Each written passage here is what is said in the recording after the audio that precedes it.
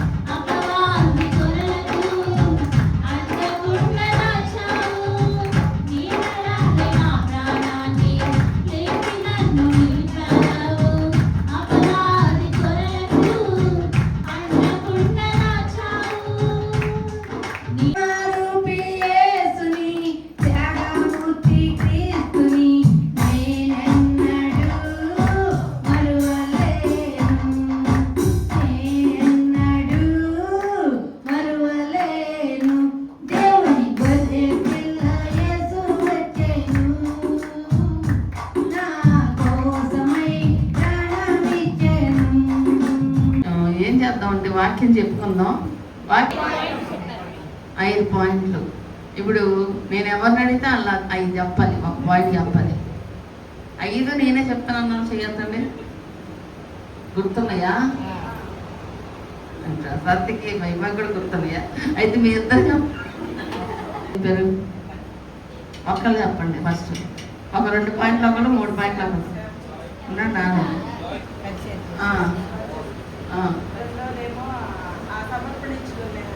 ఏ సమర్పణ కలిగిన స్త్రీగా అంటే కదా. ఇప్పుడు చెప్పు, ఎవరు మొదలంటే రావట్లేదంట. ఎవరంటే చెప్తున్నారా? తిరిగావా? సహవాసం దాన్ని చెప్పాడా?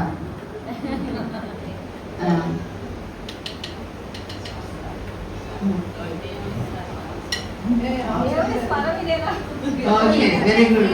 దేవుని స్తోత్రం. చపలు పడి మాకు కూడా తెలుసు అమ్మగారు. మాకే మమ్మల్ని అడగదు అనుకోవాలి. మీరు చెప్పేస్తారని నాకు తెలుసు.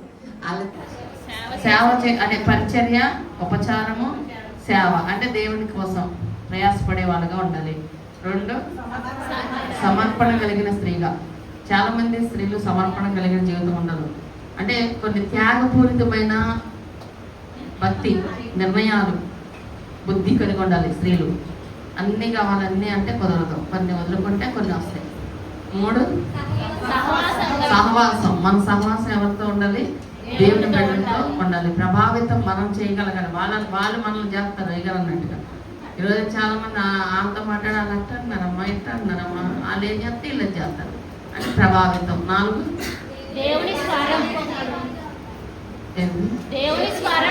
దేవుని స్వరం వినేవాళ్ళుగా ఉండాలి. అంటే దేవుని మాట, అది దేవుడి మాట, దైవికమైన మాటైనా ఇది అని ఒక గ్రహింపు జ్ఞానం మనకు ఉండాలి. ఇప్పుడు గొర్రెలు చూడండి, ఎవరి మాట వినవు.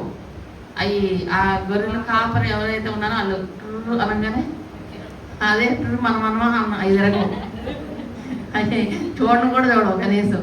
కానీ ఆయన ఎక్కడో ఉండి ఆ సౌండ్ చేయగానే అవి చక్కగా ఇలా తిరిగి అన్నీ తిరుగుతాయి. మీరు గమనించండి, గొర్రెలు వెళ్ళేటప్పుడు అవి చక్కగా ఏం చేస్తే తిరిగి అట్లా వెళ్ళిపోతాయి. ఆయన పిలిచి ఆయన మళ్ళీ ఎలా అంటే డ్రు డ్రు అన్నాడు అనుకో, వచ్చేయండి అని అర్థం.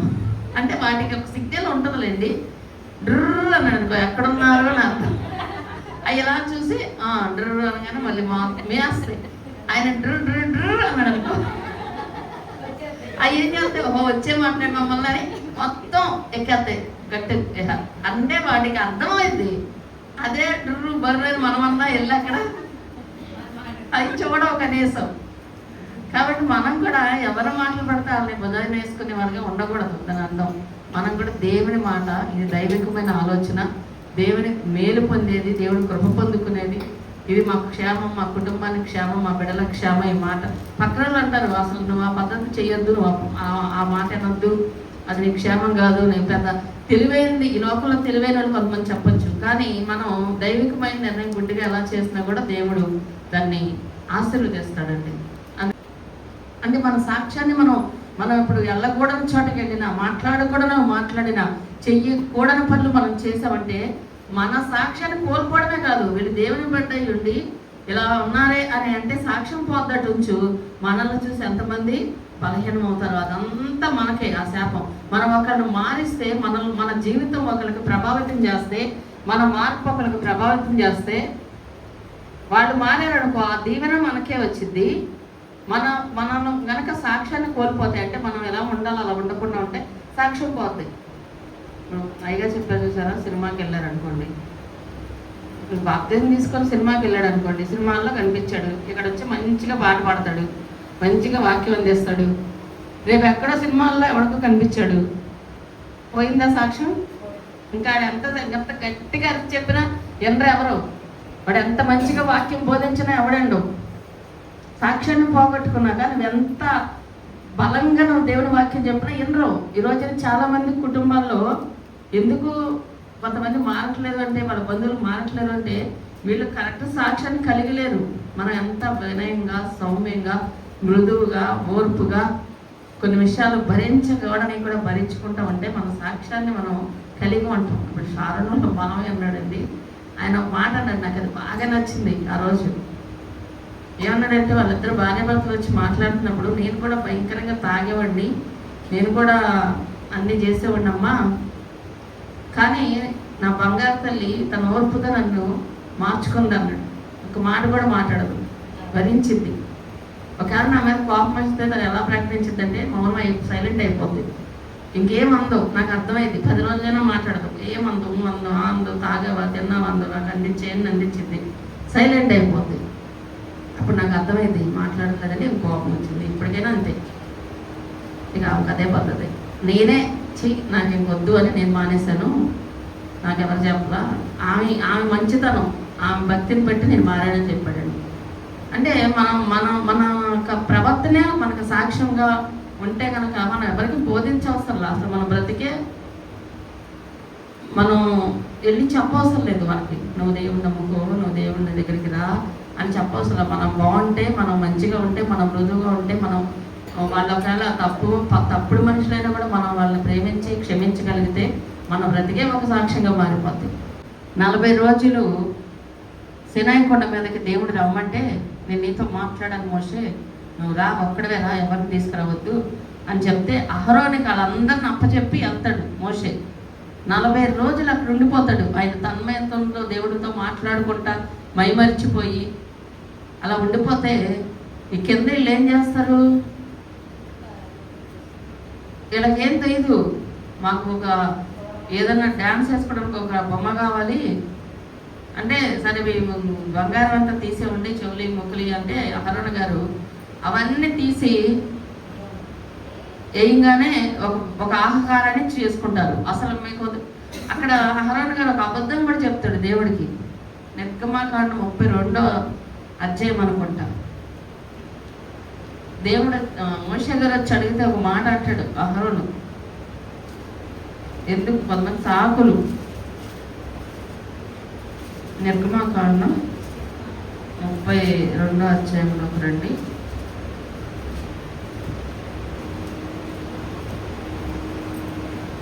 వచ్చింది చూడండి, 32-24. అందుకు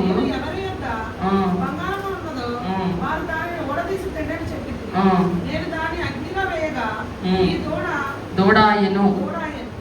అక్కడ ఆయన చెప్పిన అబద్ధం ఏంటో తెలుసా? వాళ్ళంతా కలిసి డాన్స్ కట్టారు బాగా తిని. ఆయన గారు పైకి వెళ్ళాడు, మా దైవ సేవకుడు పైకి వెళ్ళాడు, దేవుడితో ఏం మాట్లాడుతున్నాడో, దేవుడు మా కోసం ఏం వాగ్దానాలు చేస్తున్నాడో, మా దైవజనుడికి ఏం మంచి మాటలు చెప్తున్నాడో అవన్నీ మాకు మోసుకొస్తే మాకే కదా దీవెన, మా పిల్లలకే కదా దీవెన. మా దైవ సేవకుడితో మాట్లాడయ్యా, బలపరిచయ్యా, ఆయన ఉపాసనలో ఉన్నాడు, కొండ మీద ప్రార్థన చేయడం మానేసి చక్కగా డాన్స్ కట్టి డాన్స్ చేస్తారు. వాళ్ళు తినేటకు ఆడటకు లేచిరి అని ఉంటుంది అక్కడ వాక్యం. తిని బాగా ఆడడానికి లేచారు, డాన్స్లు వేసుకుంటున్నారు. అబ్బా ఇంకేముంది అనేసి, మా పాస్టర్ గారు కనపడటం లేదో అన్నారు. మళ్ళీ సరే అహరోనుకి అప్పచెప్పి మోషే గారు పైకి వెళ్ళాడు కదా మందని. ఆయన ఏం చేస్తాడు, వచ్చేసరికి డ్యాన్స్ లేపిస్తూ ఉంటాడు వీళ్ళతో. దేవుడికి బాగా కోపం వచ్చి మోషే వాళ్ళు చూడు మొత్తం చెడిపోయారు, నేను ఐగుప్తు నుండి తీసుకొచ్చిన ప్రజలంతా చెడిపోయారు, ఎల్లు ముందు వాళ్ళ దగ్గరికి దిగెళ్ళంటే మోషే గారు గంగ వచ్చి అడుగుతాడు, అహరోను నువ్వు చేస్తున్న పని ఏంటి, నువ్వేంటి ఎంత డ్యాన్స్ లేపెత్తమేంటి అంటే, అయ్యా అయ్యా ఈ మనుషులు ఎట్లా నీకు తెలుసుకయ్యా, ఆయన తిడుతున్నాడని సాకులు అనమాట. ఈ అహరోను క్షమించండి, ఇశ్రాయేల్ ప్రజలు ఎట్లాంటి వాళ్ళు మీకు తెలుసుగా, ఎంత మొండోళ్ళు, ఎంత మూర్ఖులు, ఎంత దుర్మార్గమైన స్వభావం కలిగిన వాళ్ళు, వీళ్ళు నా మాట వింటారయ్యా, వాళ్ళే మాకు ఏదైనా కావాలని అడిగి బంగారం అంతా సరే వేసుకోండి అనగానే అగ్నిలో వేయగానే అది దూడ అయ్యిందయ్యా అని చెప్పాడు. దూడ అయ్యిద్దా? బంగారం వేయగానే చేత అయ్యిద్దా? కొంతమంది సాకులు చెప్తారు, ఏంటమ్మా అట్లా చేసావు, ఏంటయ్యా అట్లా చేసావు, దానికి ఏదో ఒక తప్పుడు రీజను, అది ఖచ్చితంగా కాదని నీకు తెలుసు, నాకు తెలుసు, దేవుడికి తెలుసు. కాకపోతే ఏదో అమ్మగారు అడిగారు, అయ్యగారు అడిగారు అని చెప్పడం తప్ప. దూడ ఆగింది, దూడ అయ్యింది, నేను ఆ బంగారం అంతా తీసుకొచ్చి అగ్నిలో వేయగానే దూడ అయ్యిందయ్యా, దూడకు డాన్స్ చేస్తున్నారు వీళ్ళు అని చెప్పేశాడు. అసలు వీళ్ళు దూడ చేసుకున్నారు. మీకు తెలుసా ఈజిప్ట్ సింబల్ ఏంటి? వాళ్ళ యొక్క బొమ్మలు చూస్తారు ఎప్పుడైనా? ఎద్దు బొమ్మలు ఇట్లా ఉంటాయి కదండి బొమ్మలండి, ఈజిప్షియన్స్వి ఎద్దును కొలుస్తారు. వీళ్ళు కావాలని దూడం చేసుకున్నారు, మళ్ళీనేమో అది అగ్నిలో నుండి వచ్చేసింది, అగ్నిలో బంగారం ఇంకా వచ్చేసిందండి అని అబద్ధం చెప్తారు.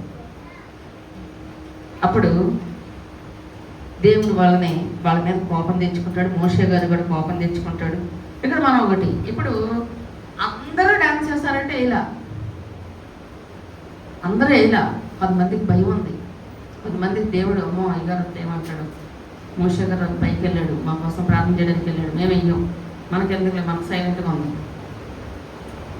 ఇంకొంతమంది ఏం కాదులే, అయ్యగారు ఎప్పుడో 40 రోజులు ఏంది ఇంకా రాలేదు, ఏమయ్యాడు ఏంటో కొండ మీద అసలు ఉన్నాడో లేడు, లేకపోతే ఇటని వెళ్ళిపోయాడు, లేకపోతే చచ్చిపోయాడేమో, 8 రోజులు అన్నం లేకుండా ఎట్టుంటాడు, ఆహారం లేకుండా ఎట్టుంటాడు. మనం డ్యాన్స్ చేస్తున్నారండి, మనకి ఇది ఏదో ఒక దేవుడు ఉండాలిగా, మనకి ఈ దూడే దేవుడు అనుకుందాం రండి అనేసి అలా ఒక దూడను తయారు చేసేసుకొని డ్యాన్స్లు వేసుకుంటా ఉంటారు.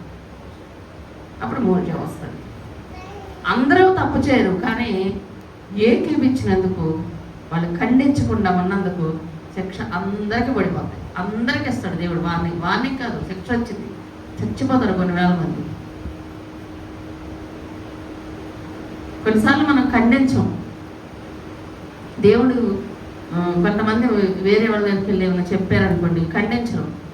కొరకు అట్లా కాదు, అలాంటి వాళ్ళు కాదులే, నువ్వు తప్పుగా అర్థం చేసుకున్నావు అని చెప్పరు. అని చెప్పిందంటే నేనేసేసి ఏకీపించినప్పుడు వాళ్ళకి పడ్డ శిక్ష నీకు. ఇప్పుడు ఎవరైతే వాళ్ళని తిడుతున్నారో, ఇప్పుడు సపోజ్ నేను ఇప్పుడు సంధ్య ఉంది, సపోజ్ నా గురించి వెళ్ళి సువర్ణ అని చెప్పింది అనుకో, అమ్మగారు అసలు మధ్య మరీ ప్రతి దానికి అడుగుతుంది, బీపీ ఎక్కువైనట్టుంది, అసలు ప్రతిదీ అక్కడ పెట్టద్దంటది, ఇక్కడ చేయొద్దంటది, అంతెందుకుంటే ఉంటుంది అందనుకో. అన్నప్పుడు ఆమె ఏమనాలి చెప్పండి, ఏమనాలి? లేదులే అమ్మగారు టెన్షన్లో ఉండంటారు, లేకపోతే ఆమెకు తెలుసు అక్కడ కష్ట సుఖం, లేకపోతే సరిపోలేదేమో, తాలి మధ్య కొంచెం జాగ్రత్తగా వాడచ్చు కదా అని అనాలి. అనకుండా అవును ఈ మధ్య ఏంటో బాగా అట్లా అర్థంది, నా మీద కూడా మన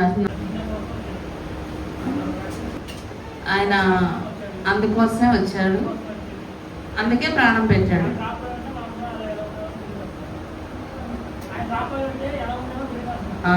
అని నువ్వు నమ్ముతున్నావు. ఓకే, నువ్వేం చెప్తావు?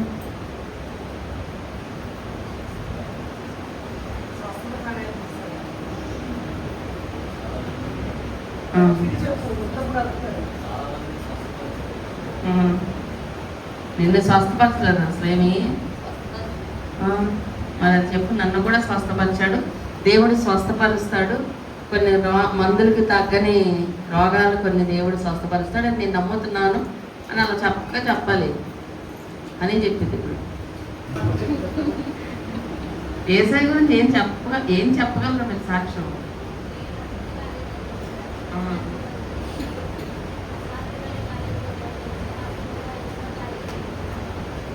దేవుడు గొప్పడు. ఆయన రేపు ఏమైనా వచ్చినా నువ్వు దేవుడు నమ్ముకున్నందుకు నీకు ఉద్యోగం ఉన్నట్టు ఏం చేస్తావు?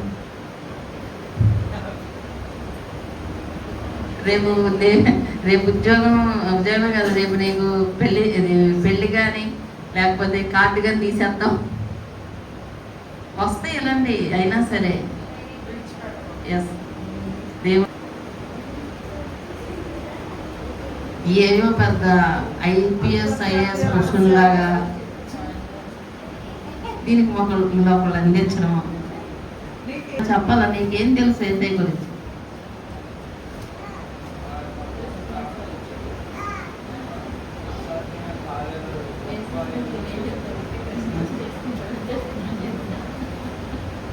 ఆయన సుగుణాలు చెప్పండి పెద్దోళ్ళు. ఆయన సుగుణాలు, లక్షణాలు, ఆయన గుణగణాలు. ప్రేమమయుడు, దీర్ఘశాంతుడు, తండ్రి, సమాధానకర్త. ఒక పాట వీళ్ళందరూ కలిసి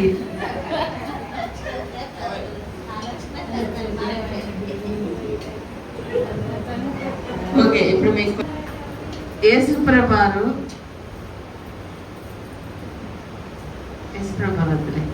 కొంతమందికి వెళ్దాం. మోషే సేవక దేవుడు పిలిచినప్పుడు మోషేకి తోడుగా ఇచ్చింది ఎవరిని? అహరోన్ని ఇచ్చాడు. మోషే చనిపోయాక ఇజ్రాయేలుని ఆ భారాన్ని నడిపించింది ఎవరు? మోషే తర్వాత యెహోషువ. ఇప్పుడు యెహోషువ తను బాధ్యతను తీసుకున్నాక ఇజ్రాయేల్ గురించి అతను ఫస్ట్ ఎలా ఫీల్ అవుతాడు? భయపడతాడు. ధైర్యం దేవుడు ఆయనకి ఇస్తాడు. ఇజ్రాయెల్లో మొట్టమొదటి ఒక స్త్రీ న్యాయాధిపతిగా ఉంటుంది. ఎవరా పేరు? దెబోరా. సోదరులు అన్ని టంటాన్ని చెప్పారు. దెబోరా ఫస్ట్ మొదటి స్త్రీ అనమాట. న్యాయాధిపతిగా ఇశ్రాయేలుకి న్యాయం తీర్చే ఒక స్త్రీ అనమాట. అయితే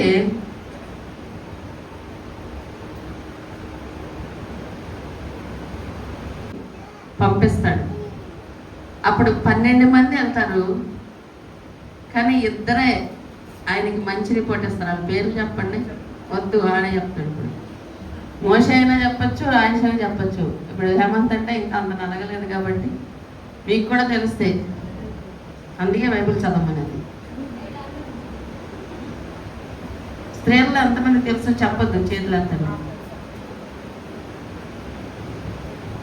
2 పేర్లు. అసలు ఎక్సలెంట్ స్టోరీ ఉంది. వాళ్ళు మొన్నే కదా వాక్యం చెప్పా.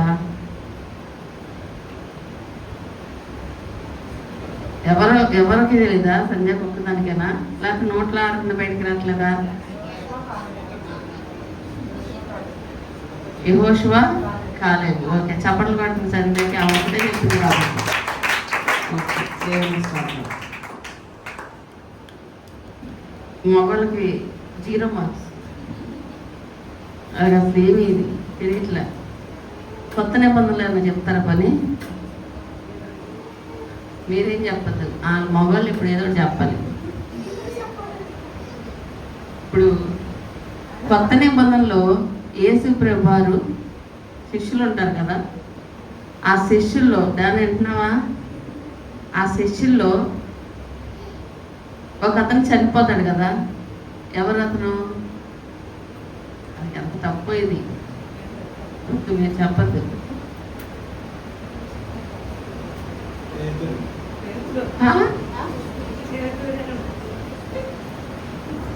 ఇంతకన్నా అడ్డగోలు అర్థపాపం కూడా ఏంటి? యేసు ప్రభువు శిష్యుల్లో ఒక శిష్యుడు ఉండడం. ఎందుకని? ఆ శిష్యుడు ఎవరు? ఇక ఎవరు చెప్పారు? యోధా ఇస్కరియోతు అన్న అతను చనిపోతాడు ఉరేసుకొని. అతని ప్లేస్లోకి వచ్చిన అతను ఎవరు అని చెప్పాలి. అదే క్వశ్చన్. ఇదే చెప్పలేకపోతే అదేం చెప్తారు?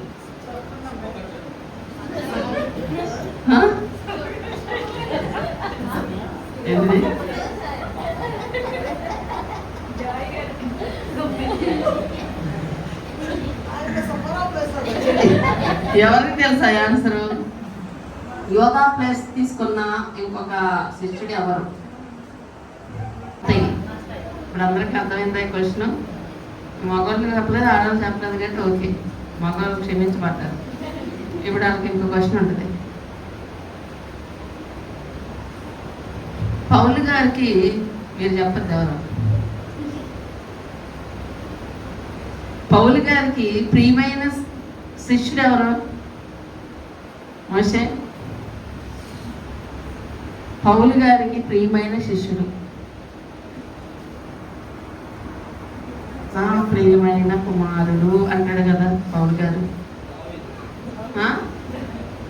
ఎక్కడో కొన్ని వేల సంవత్సరాల క్రితం పుట్టిన దావీదుని కొత్త నిబంధనలు కలిపాడు. తెలియదు ఎవరికి? ఎవరికైనా తెలుసా? నువ్వు పెట్టడానికి సగం చేస్తావు.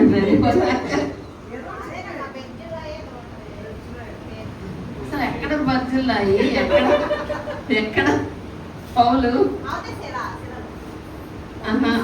కాదు, ఇది కూడా నేను మొన్న చెప్పా శ్రీలకోటలో వాళ్ళ మమ్మీ గురించి.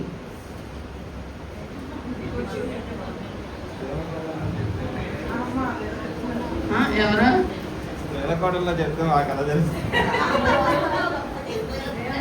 మీ ఇద్దరు ప్రతి శ్రీలకోటకి హాజరవుతారు.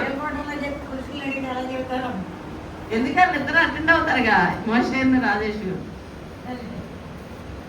నా ప్రియమైన కుమారుడు అని ఎవరిని సంపాదిస్తాడు అంటే, మరి వాళ్ళ అమ్మ పేరు చెప్తా, యూనికే.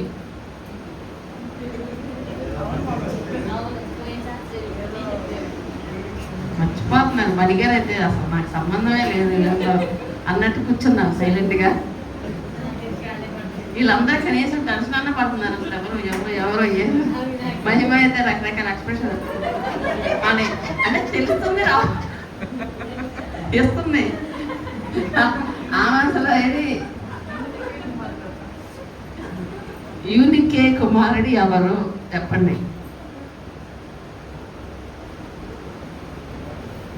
జనరల్ నాలెడ్జ్ అంత వీక్గా ఉన్నది అసలు. ఎక్కడ బెన్యామీన్? ఆది కాండంలో ఉన్న బెన్యామీన్. 2 పత్రికలు రాశాడు. 2 పత్రికలు రాశాడు. 2 పత్రికలు రాశాడు. పౌలు గారికి అత్యంత ప్రియమైన శిష్యుడు. యూనికే అని చెప్పాక కూడా మీకు రావట్లేదే. అలా మమ్మీ పేరు యూనికే, మొన్నే చెప్పా కదా. కాదు,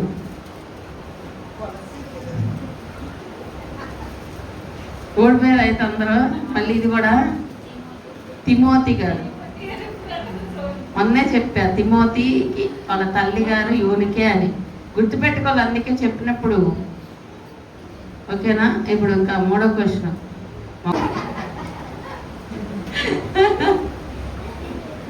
ఓకే, అయితే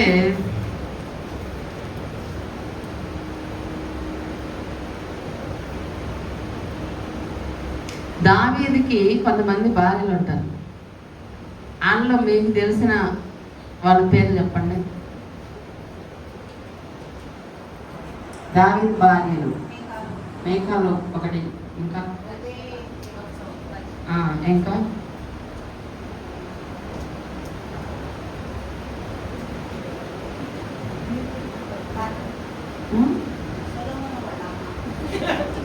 అదే బత్సెబా అంటే మరి సొలొమోను వాళ్ళ అమ్మాయి కదా.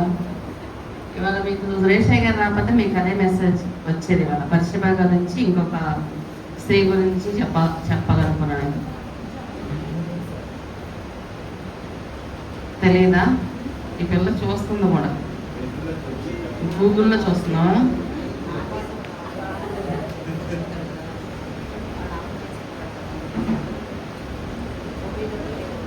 అబీగైల్ ఉంది కదా, ఎందుకు గుర్తు రావట్లా మీకు?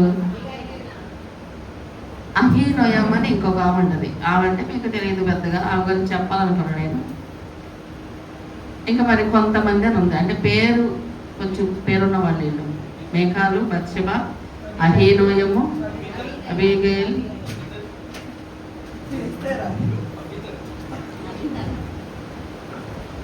ఓకే.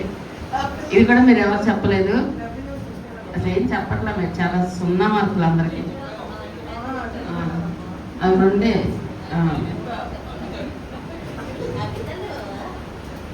ఓకే, ఇంకా అవసరం అని ఒక దేశాన్ని దగ్గరికి ఏమీ ఈరోజు మనం ఎట్లన్నాం, మంచితనంలా పెద్దవాళ్ళు అయితే నువ్వే సారీ చెప్పు, నువ్వే తగ్గించుకో, నువ్వే సమాధానం పడు.